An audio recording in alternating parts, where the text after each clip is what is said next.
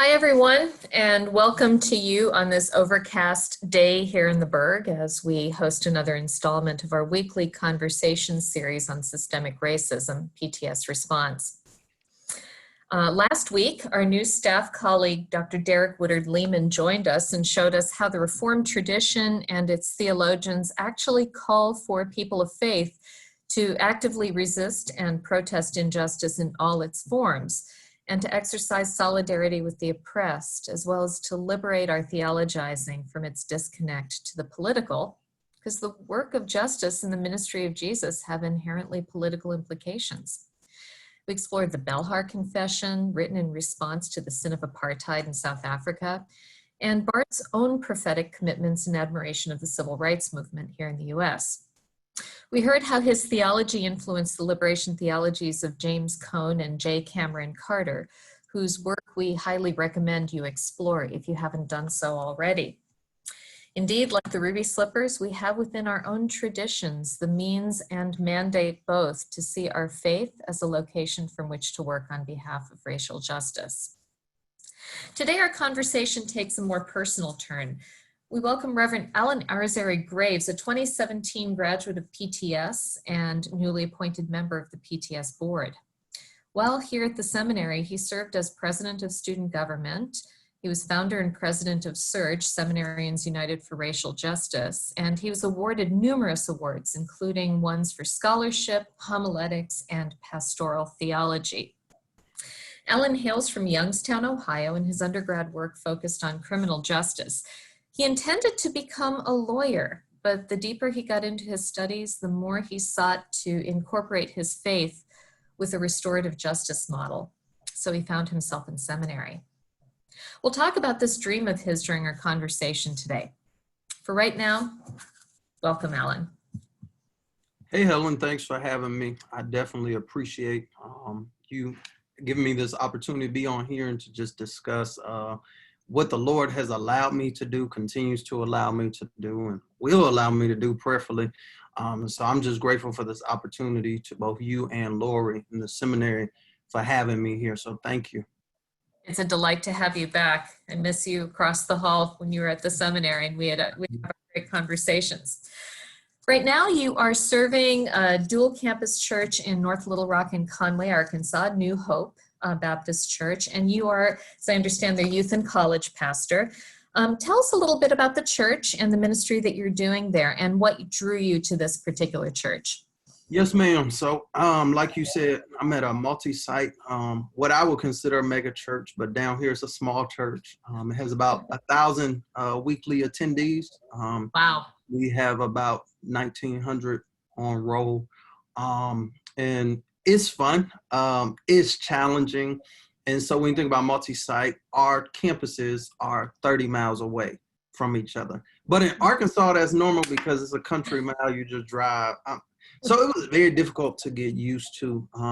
So Conway is a college city, has 3 college campuses there, a lot of young professionals. It's booming. It used to be like 30,000 residents about 10 years ago. Now there are almost 70,000 residents. So there's a lot of investment going into that part of the city. North Little Rock, where our church is located, is in the Glenview area, which is a historically African-American community that was once middle class. However, a lot of people had received economic advantages and left this area, and so it's now becoming impoverished. The unique thing about over here is a food desert, so a lot of my ministry revolves around something that Jesus did a lot, feeding people, and not just feeding people in the physical, but also the spiritual. And so it's great work. We have an elementary school across the street with about 450 students. All of them qualify for free and reduced lunch. If they do not go to school, they don't know how they're going to eat. And so, as you can imagine, COVID has really exacerbated that for our students, as well as it has caused us to have to make pivots and uniquely design ministry for them. And not just ministry opportunities, but also ways for them to meet the basic needs of their lives. And so that's kind of our context. We have 13 members on staff. We have 3 services, 8 a.m., 9:45, 11:15. We have 2 Bible studies. We got a lot, but it's a great ministry opportunities. And then I get to work with the gamut. So I work with young people. I work with their parents, grandparents. And even though I'm youth and college pastor, I get to interact on multiple levels, not just with children and youth. And so I'm grateful for the opportunity to be able to serve here. So it sounds like the church is not only taking care of the spiritual needs of folks through Bible study, education, the worship, and the services, but you're also really attuned to the physical needs in the neighborhood as well. Tell us a little bit about your particular work as youth and college pastor. You're working with young African Americans, children, young adult, etc. What's the shape of the ministry you do with them? What is your biggest hope in trying to interact with them? If you had to boil it down to a soundbite, what would that be? I would say my biggest hope for my children, and I call them my children because they are my children, is I want them to be able to handle life as real as it gets for them. And so, yes, I'm a pastor. I'm concerned with their spiritual needs, but the Black experience, you can't just focus on the spirit because there's so much that impacts our spirit. And so if they're hungry, I got to feed these kids. If their education sucks, I got to advocate for them. If they're having issues where their parents are locked up, I got to go to court and advocate so that these kids can have a home where they're not only just surviving, but they're thriving.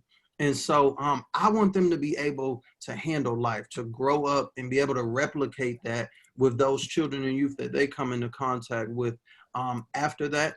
And I really want them to be able to be exposed and experience life to its fullest. Uniquely, a lot of my children have never even been across the bridge. So when you think about, it's like Pittsburgh, people don't go across the bridge, but North Little Rock is on the other side of the Arkansas River. And a lot of my students have never been to Little Rock, which is weird. But you could walk across the bridge in 3 minutes. It's not that big of a deal, but I mean, many of my kids haven't been across the bridge. And so small things like that, that oftentimes people of privilege take for granted and don't think about, is something that's big for them. So some of the things we do ACT prep, we do college tours for them. We do simple stuff like trunk or treat, having a safe place for them to do trick or treating. Because if they don't, I mean, we've had kids get shot going trick or treating. We do things like the back to school giveaway where we provide their school supplies. We have food pantries, all of this stuff, and so much more just to meet their basic needs.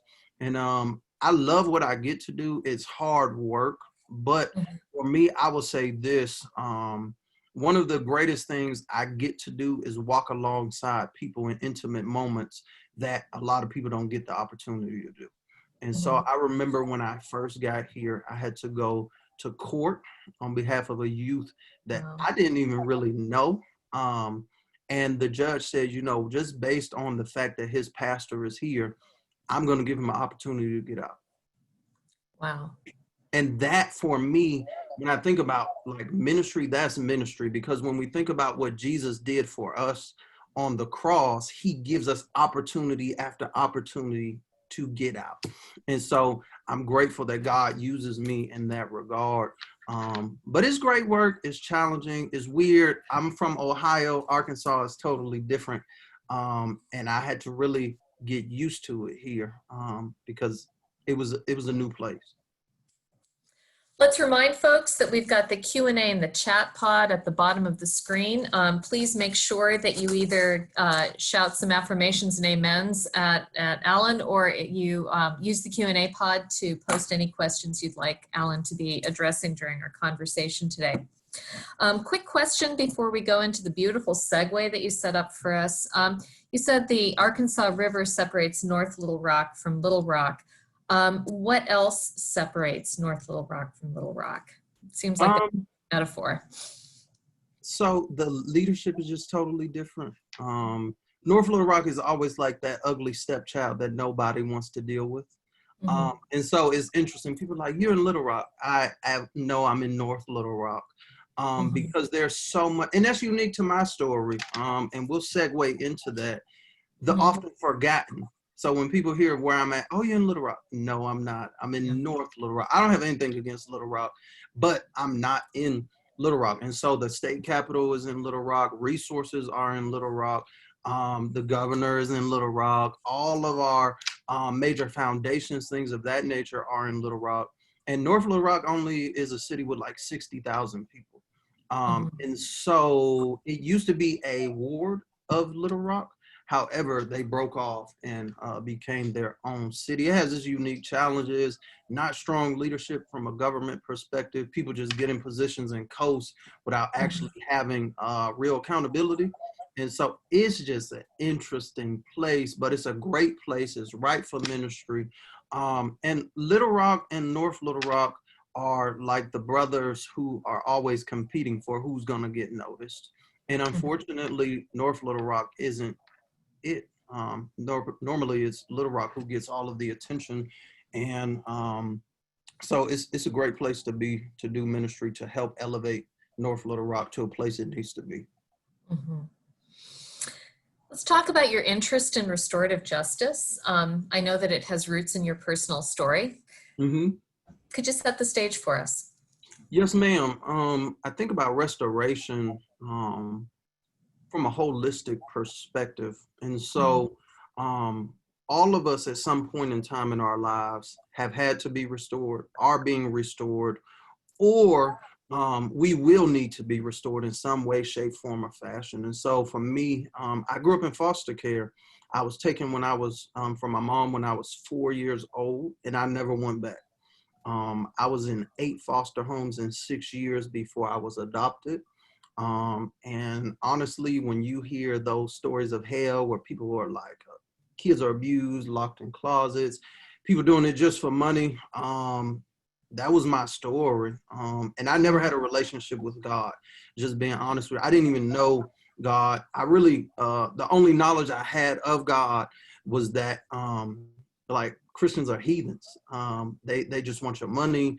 They're just doing this to make themselves feel better. It's like an opiate for them, for all the wrong they've done. And so Christianity, relationship with God, whatever you want to call it, was the farthest thing from my mind. But what I kept noticing was that there had to be a God, because he kept keeping me in the midst of all my trials and tribulations. I went to a Jehovah's Witness family, and I had a bleeding attack, but they don't believe in blood transfusion, so they left me there to die. My brother called 911, and I ended up going to the hospital for 2.5 months when I was in 2nd grade, and they just stopped showing up because they didn't believe in blood transfusion. So here it is, they took their religious understanding took precedent over life. And for me, that was very problematic, even at 8 years old. And so I was done with the church. I'm like, forget it all. I'm not doing this. But God in some way made God's self real to me. And I'm grateful for it. And the ironic thing is, when I got out of the hospital, I was alone in Todd Children's Hospital for 2.5 months. And that's where I really got to know God, because this Catholic nun would ask me all the time, you want to go to church? And I was like, I ain't got nothing else to do. So I would go to church. And my first thing I had to do when I got out of church, out of the hospital, is go to a Wednesday night Bible study. And I told my foster mom at the time, I'm not going. And I thank God for my mom. She adopted me. I thank God for her. She said, I'm the mom, you're the son. You don't have a choice. You're going to church. And initially I was pissed. Like, I didn't want to go to church. I hated the church, but I had to go, and I'm grateful for that. And so that's kind of my segue into restoration. Initially, it was just something to do, and then I really felt the restorative power of God in my life. And I want everybody to be able to have those second opportunities to be restored in whatever way that might be. And so that led me to criminal justice. And I wanted to help young Black men stay out of prison because my father was in jail. My brothers are in jail. My mom had been to jail. So everybody I knew went to jail. And so I'm like, well, how do we stop this? And for me, the only way I know I made it out was my relationship with God. And so I wanted to get that going. But real talk, I wanted to make money too. So I was like, look, that sounds good, but I got to make a living because I'm out here by myself. Yes, I'm adopted, but there are some ways I still feel like I got to make it for not only me, but my people who are behind me. And so I was like, I'm going to be a lawyer. And God said, nope, that's not what I have for you. And so I kind of accepted this call to ministry. And there's been many challenges. Being a minister is a unique thing about me. I advocate for Black people, but I'm Black and white. And there come unique challenges with that. I'm too Black to be white. I'm too white to be Black. And so people are like, Allan, why are you doing this? And the only thing I can say is, this is the call God has put on my life. He restored me in many, many ways. And I'm grateful to God for that. And so I want to give back to as many people as I can. And I think the best place to start is with our children. I believe it was Nelson Mandela who said, the soul of a society is measured by how they treat their young people. And so we can't just measure that by how we treat the privileged young people, but the lowest of the lows, the least of these. And so if that measuring stick is low, we as people of God need to do something to elevate that and really get our souls back to a place that they need to be, a place of restoration in which we can say, oh, this is really a place where all people can thrive. It's clear that your understanding of the spiritual restoration of folks and their material conditions are deeply connected. You're not trying to separate one from the other. No, because I think God doesn't do that. I believe it was Jesus who said, what you do unto the least of, you do the same unto me. And so if I was naked, you didn't clothe me. If I was hungry, you didn't feed me. Those are practical everyday needs, right? And then so if we neglect that, but we talk about we're going to pray for you and you know, God got it, you don't got to work. That's bull, just being quite honest. And I can't say that is what Christ will want, because I know that's what he wouldn't want. And so for me, I think if you're just focusing on spiritual needs, which are absolutely important, without meeting the holistic needs of people, you're doing a tremendous disservice to them. And that's actually, it's like medical malpractice. We commit a lot of spiritual malpractice by just, we do it in the name of God, and we do it in the name of being good people and doing the right thing, but we're making things worse for people. And so for me, that's deeply troubling. And I know for me, personally, if people didn't meet my physical needs, if I didn't have a house to stay in, if I didn't have a place to eat, medical care, I wouldn't be here today. And then I got those needs met, and then I was able to work on my spirit. And so I think we need to do a better job of having holistic approaches to ministry, and we will help a lot more people, and our churches will probably be more full. It occurs to me as you're talking that this was the way you identify God being made known in your own life and your own experience. When that separation was in place, when you were denied medical care because of a faith circumstance, this is what led you to reject church, and the holistic approach, bringing things back together and recognizing that you needed to be treated in body as well, is what was the hook that got you back in. Absolutely. Absolutely. Let's turn now to your time at PTS. I'm going to share my screen and a couple of photos of a young Allan. So this is December of 2014. This is in front of the seminary. Allan is, I don't know if you guys can see my mouse, but right here, you're carrying a sign that says, "I'm Black and my life matters." This was the December following the refusal of grand juries in Staten Island and St. Louis, Ferguson, to indict the murderers, the police who killed Michael Brown and Eric Garner. It's the same year Tamir Rice and countless other Black boys and men were killed, particularly by police. Eric Garner, whose last words were, "I can't breathe," the way George Floyd's were, "I can't breathe." You were behind organizing this, weren't you? Yes, ma'am. Talk a little bit about what happened and what made you do that. This is right before exam week too, as I recall. It was. Rainy. Mm-hmm. It came from a place of hurt, which most great changes do. Mm-hmm. And so myself and a group of students, particularly students of color, we felt as if the seminary didn't care about us. And so how can we be a Christian institution concerned with breeding the next generation of leaders and faith traditions, but we're not saying anything about what's going on? Students of color can't concentrate to prepare for finals week. And then those in leadership act like nothing even happened. But this is real to us. And so it was painful. And particularly myself, I can't speak for other people, but I was really burdened because every time I saw somebody getting killed, they were me. It was a young Black man. But I'm in this white institution and no one's saying anything. And I'm supposed to act like everything is okay. No, it's not. And so I said, we gotta do something. We gotta do something. And so I also had some experience as a faith-based community organizer in the past, which didn't work, but that's a story for another day. Yeah. And so I was like, we got to do something. We got to let the seminary know this ain't right, and they gonna do something about it. And so we got a group of students, a small contingency of students together, and we said, look, this is what we're going to do. And we're not going to tell the seminary we just going to do it. And so we got together at Kimberly Gonshay's house, and we made these signs. We came up with a plan. And real talk, this was like, I wasn't like, I'm trying to make a point here. I had to do this because I needed people to understand that my life mattered. Not only my life mattered, but the students of color's life mattered here. And so we made a point to make sure we were out there 6 a.m. when all the people were getting on the buses going to work, when children were being dropped off at school, when the faculty and administration was coming to the seminary.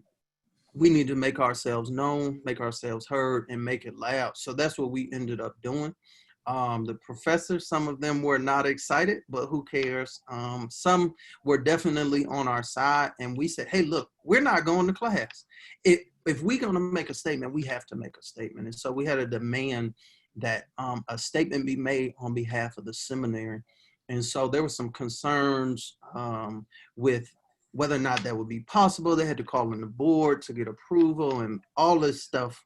And we said, okay, y'all do what y'all got to do. We're going to do what we got to do. And so it was like, y'all going to have to wait a couple months to the board meeting. We said, absolutely not.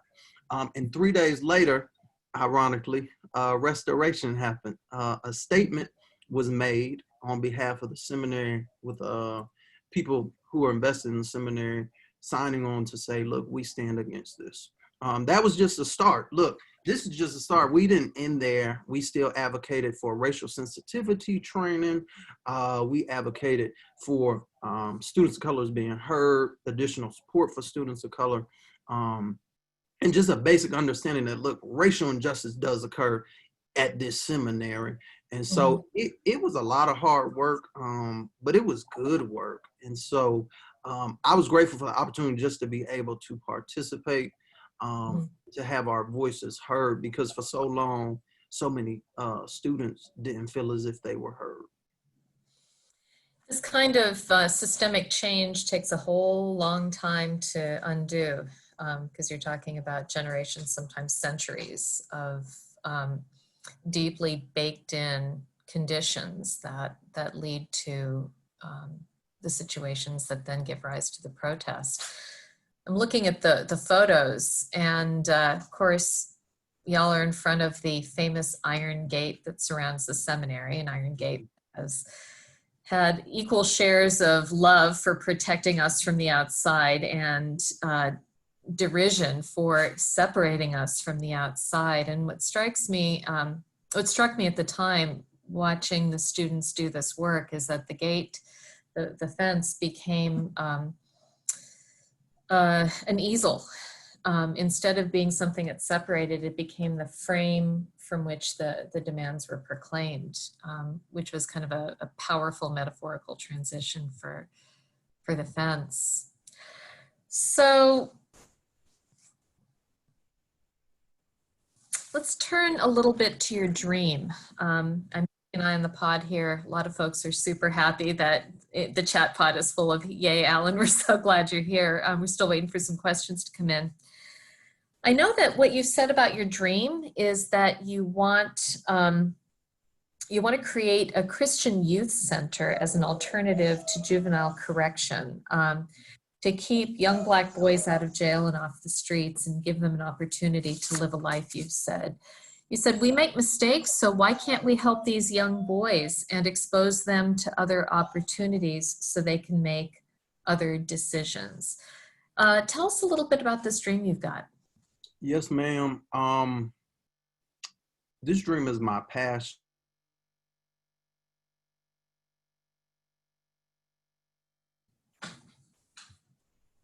I have done what the Lord has put me on this earth for. And so I think that something like this is necessary, not only just in one location, but multiple locations throughout this country. When we look at the deep-seated racism and discrimination that has taken place in the criminal justice system, which starts from a cradle to school pipeline, and just inherent biases that people have and how they treat students of color, particularly young Black men, something has to be done. I believe it was Frederick Douglass who said it's easy to build strong children than to repair broken men. And so we know that there are a lot of broken men, and that's hard work, and that's work for somebody to do, but I don't feel that's the work God has called me to do. But if there is an opportunity to build strong children, absolutely, that's for me to do. And so I think this is the way to do it. When we see so much, mass incarceration of one subset of people, there's something wrong there. And so we have to do our part. Y'all, I'm going to be honest with you. I don't even know how this stuff is going to come to pass. But God is providing ways. So here in North Little Rock, actually in Little Rock, we've had the opportunity to sit with all the juvenile judges. And those students who are being suspended from school, and not just suspended, but they're being suspended and sent directly to juvenile justice centers, they now have an advocate there for them so that they don't get time. And some of these charges are just ridiculous. So if you have a fight with more than 20 people in the room, you're now charged with inciting a riot or a terroristic threat, because that's how the law is written. But honestly, all kids fight. I mean, it's going to be a crowd if it's a fight, and then you want to charge them with something that could leave them with a permanent record or be transferred if they don't meet the needs of their probation. Quite honestly, that's bull. So we've gotten a chance to sit with the juvenile justice, have an advocate in there. And this is long term. I've been here 3 years, and that just happened.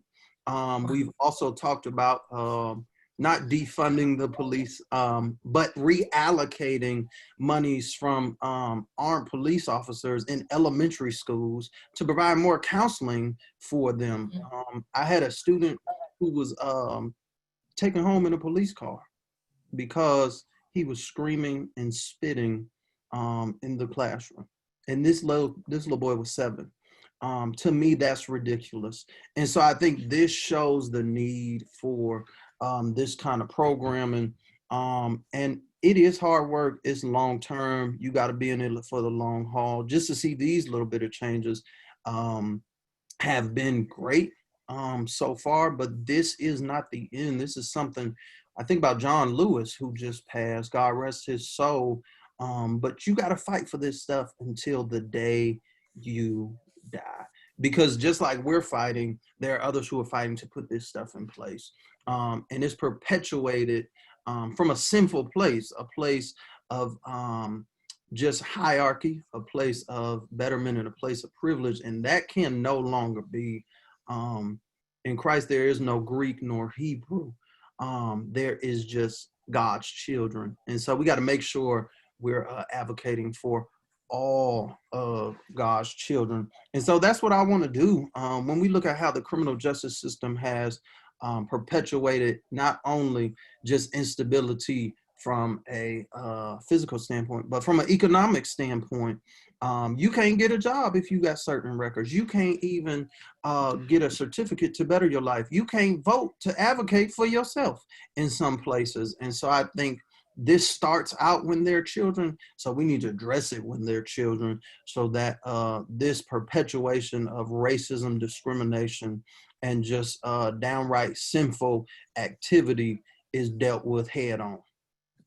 Sounds like you're fulfilling John Lewis's call to arms to make good trouble in the system there in North Little Rock. One of our viewers has said, hey, Allan, you are doing such innovative and challenging ministry. What resources do you lean on to keep you going?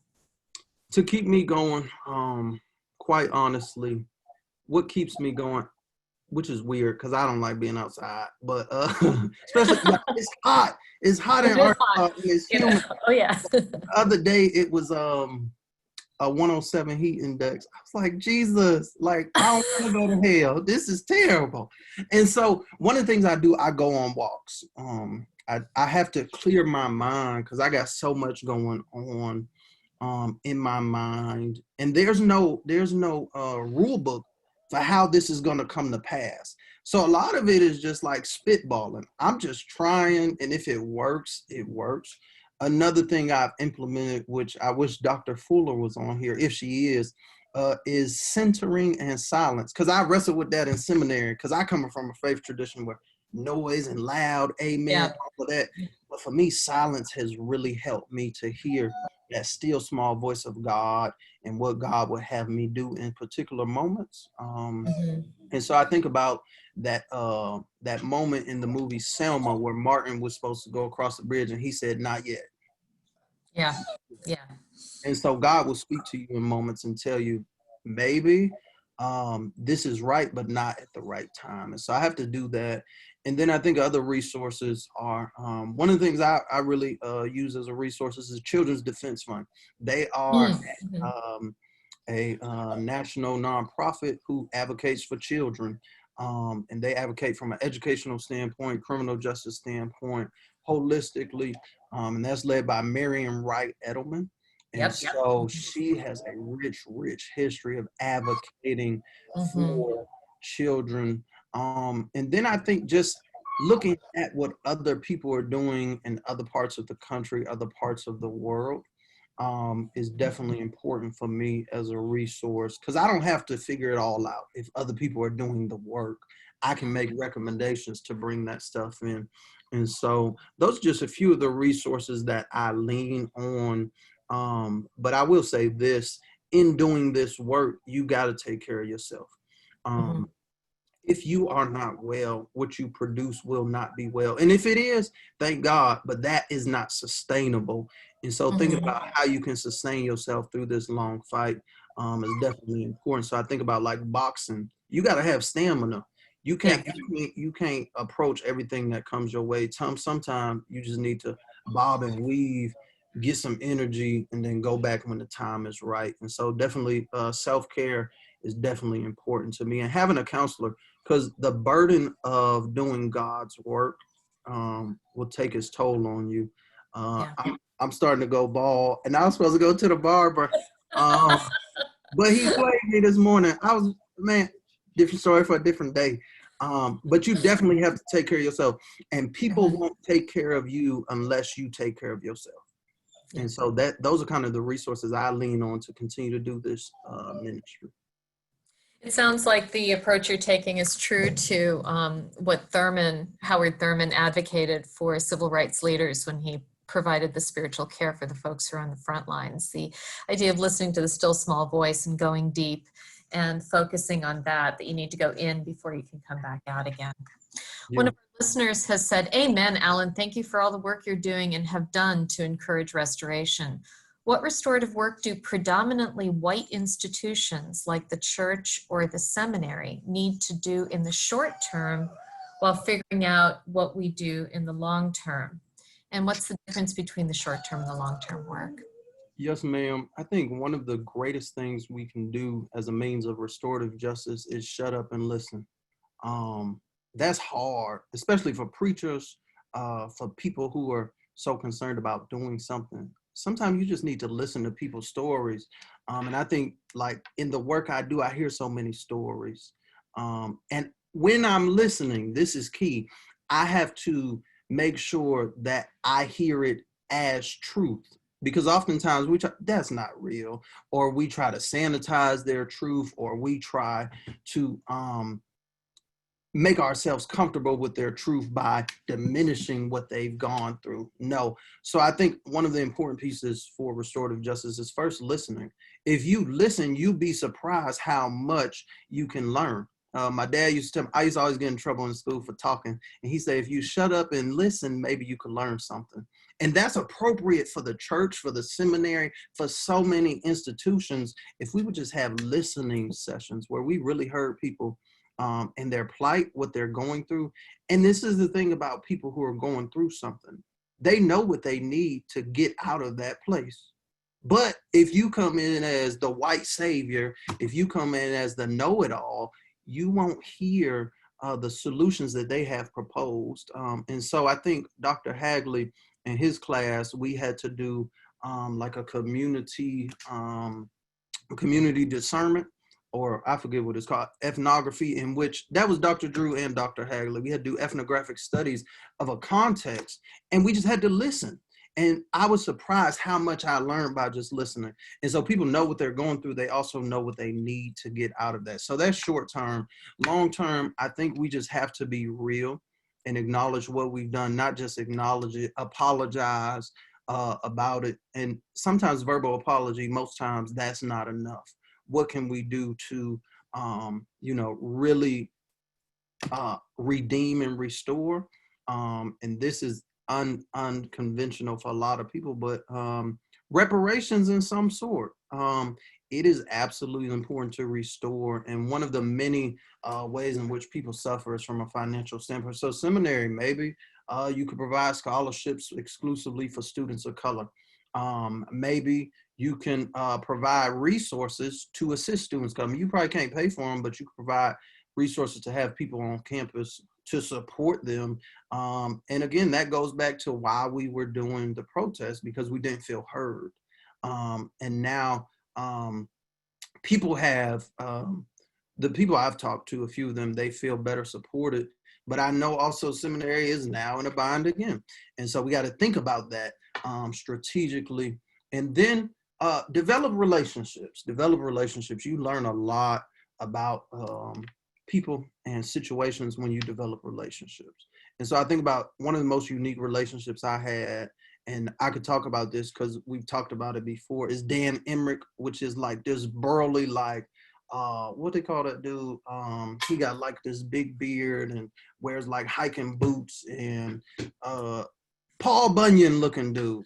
And I'm this black guy from the hood, and that became my best friend in seminary. Me and Dan don't have much in common, but we built a relationship, and through that, we were able to work out a lot. I remember we were walking to Patron to get some drinks and tacos, and I said, Dan, I'm cold. He said, well, put your hood on.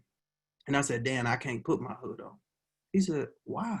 I said, because when I put a hood on, there's a different perception, but you have your hood on right now, and you probably never had to think about that. And so thinking long-term, building relationships is so, so key. And it's hard work. It's not pretty work. You might get offended. They might offend you, but that's a part of it. And the great thing is that God is a restorer, and he's able to restore those relationships. Even when you have hard conversations, to say, look, that was bull. You shouldn't have done that, but I still love you through that, and we're learning together. Things have gotten personal for you lately. You now have a little boy, your first-time dad. Yes, ma'am. And he's beautiful, and he's huge. He's a big boy. But when we were on our pre-call, you talked some about the challenge it has meant for you personally, that this little boy whom you love so much is a Black boy. Mm-hmm. Talk to us a little bit about what the experience has been like for you being a first-time dad of this little guy? Whew. So growing up, I know this is my dream, but my main dream is to be a great father, and a great husband. That's part of being a great, but to be a father. I never had my father in my life. I never had strong relationships with men. I just didn't. And so for me, this is the greatest ministry that I have partaken of. He'll be 10 months in 3 days. I love him to pieces, but I also know there's a reality and there's a subset of this country in this world that they don't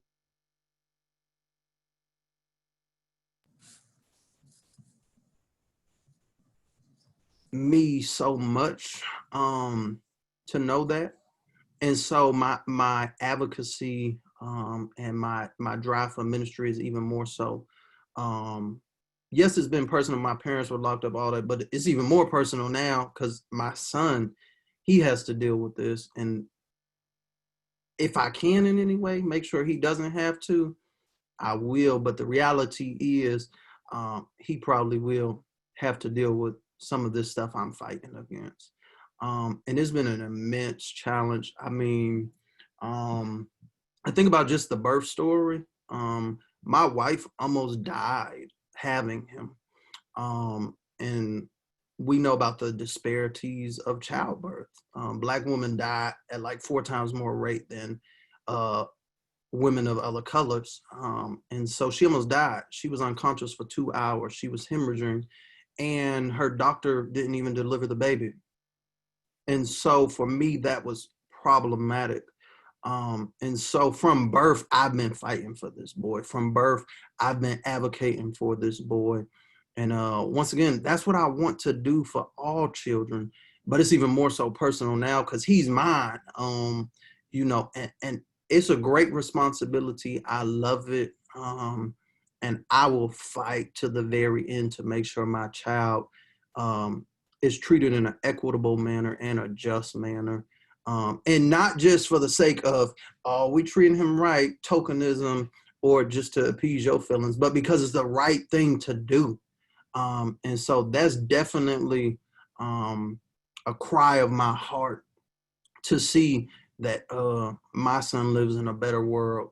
And I think Dr. King said, it's my hope that my children not be judged by the color of skin, but by the content of their character. Unfortunately, that dream still hasn't been fulfilled for many Black people in this country. And so I would love for that to be something I see before I leave this earth. But I'm also realistic and say that may not be a possibility. As we turn the corner towards home and come to the end of our conversation, knowing that the PTS Response Series has largely been organized around white church members, white church leaders, to help them understand and animate their advocacy on behalf of racial justice. Tell us what couple of things you really want to leave people with. What are some thoughts that you want them to take home with them after having spent the last 45 minutes with you? Yes, ma'am. So I wrote down a few things because preachers could go on for a while. But the first is, don't demonize or over spiritualize that which you don't know or aren't comfortable with. We always make excuses and bring up stuff that isn't necessary when we're uncomfortable with something or we don't know about it. Be willing to listen to people's truth as truth. Be kind and gracious to others because you don't know what they're going through or the kind of blessing that they can be to you. And so we got to make sure we care for all people. And then this is my final thing. Don't just tolerate difference, because we talk about tolerance. That's BS. I don't want to be tolerated.